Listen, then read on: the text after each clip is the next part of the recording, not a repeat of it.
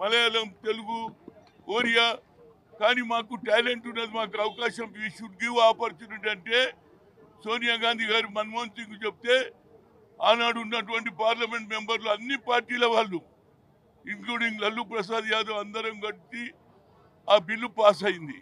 ఇప్పుడు 4 వారాల తర్వాత అంటే 42కు అన్యాయం చేస్తారా అని నేను అడుగుతున్నా. ఎన్ని రోజులండి మాకు అన్యాయం?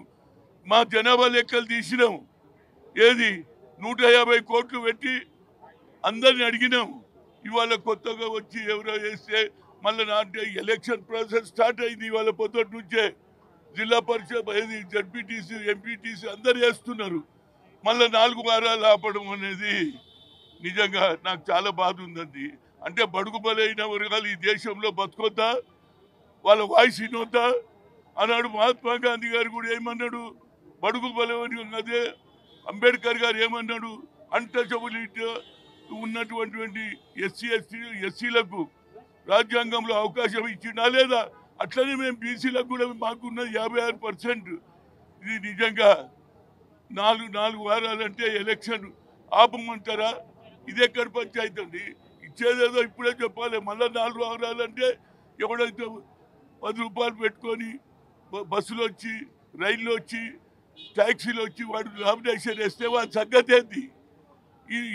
మళ్ళీ పోస్ట్పోన్ 4 అంటే ఇది ఆపమంటున్నారు. ఇది ఆపడం న్యాయం కాదండి. 4 తర్వాత మీ నిర్ణయం అంటే నిజంగా నేను ఒక సినిమా చూసిన, వాదే పే వాదాలు ప్రతిసారి పోస్ట్పోన్ చేయడం అనేది ఇది ఆనవాయితీ అయిందా అని నేను అడుగుతున్నా.